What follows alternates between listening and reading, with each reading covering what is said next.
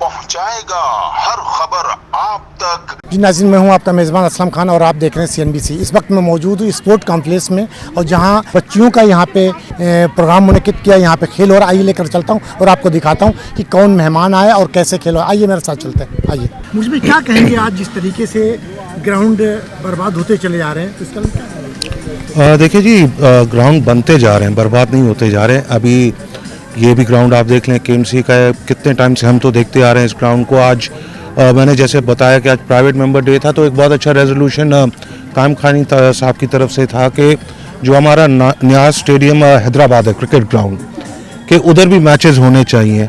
आप देख रहे हैं कि सखर में हमारा बड़ा एक स्टेट ऑफ द आर्ट पूरा स्पोर्ट्स कॉम्प्लेक्स बना है, क्रिकेट ग्राउंड बना है बहुत बड़ा। तो ग्राउंड्स गवर्नमेंट की कोशिश है और बनाती जाए और इनको मेंटेन करे।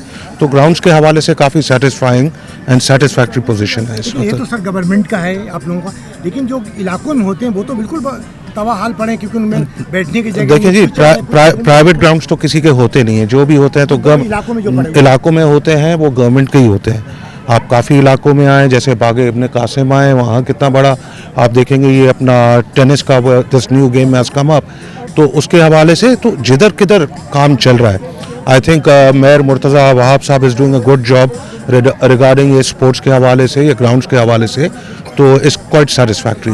बिल्कुल मैं आपकी बात से 100% मुत्तफिक हूँ। ये होना चाहिए। जितना स्पोर्ट्स को आप एक्सपोजर देंगे, लोगों को फैसिलिटी देंगे, तो वो दूसरी बुरी चीज़ों से दूर रहेंगे बच्चे हमारे।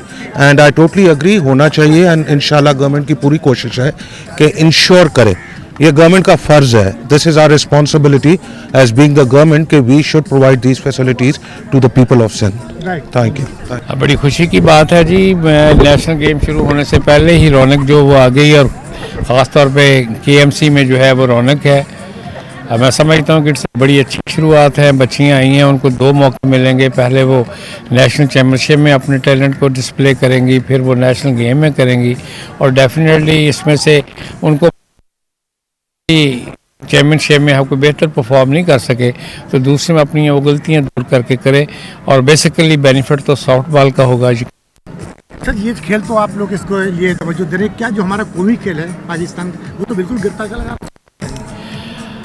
देखिए, मैं पाकिस्तान का जो कौमी खेल है, समझता हूँ कि आप हॉकी की बात कर रहे हैं।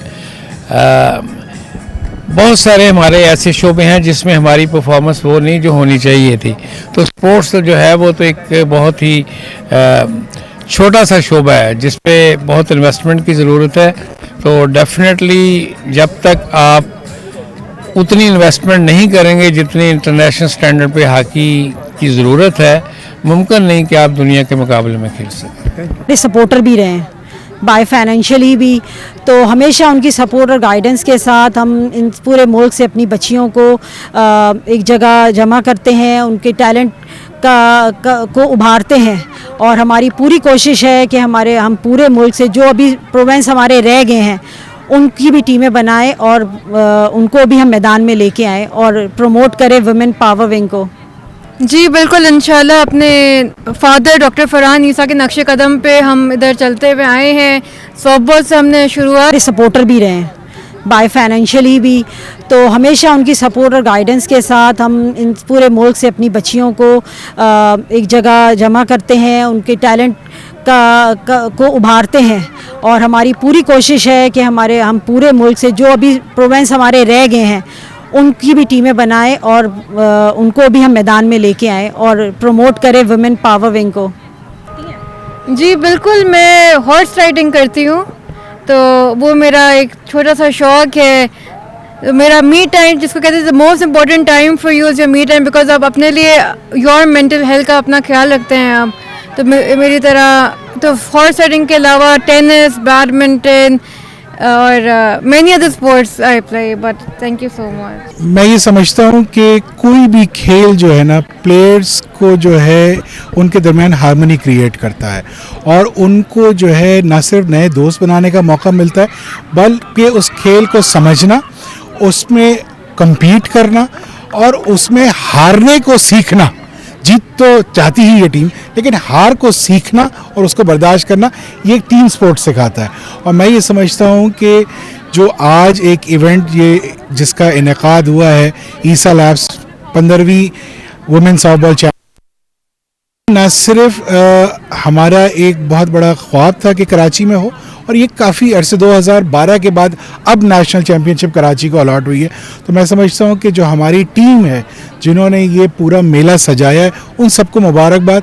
मैं मीडिया का और आप सब लोगों का फ़र्दन शुक्रिया अदा करता हूँ कि आप लोग इसको कवर करते हैं, क्योंकि अगर कोई खेल खेला जा रहा हो और उसे प्रॉपर कवरेज ना मिले तो उस खेल की प्रमोशन नहीं हो सकती। तो आप लोगों का जो एक रोल है गेम्स के प्रमोशन में और गेम्स के डेवलपमेंट में, उसको भी सराहना चाहिए। और मैं समझता हूँ कि आज जो है सॉफ्टबॉल जीत गया है, क्योंकि टीम्स तो जीतती और हारती रहती, लेकिन एक गेम जो अच्छे तरीके से ऑर्गेनाइज हो रहा है वो जीत गया है। जी नाज़रीन, आपने सुना कि जिस तरीके से जो इस सिंध के मिनिस्टर हैं मुकेश चावला साहब, वो भी यहाँ पे आए और उन्होंने गुफ्तगू, उसके साथ साथ तमाम लोगों ने गुफ्तगू की और कहा कि इस तरीके से खेल होना चाहिए ताकि अस्पताल वीरान हो और ग्राउंड आबाद हो। कैमरामैन शकील अहमद के साथ Aslam Khan, CNBC city news Karachi.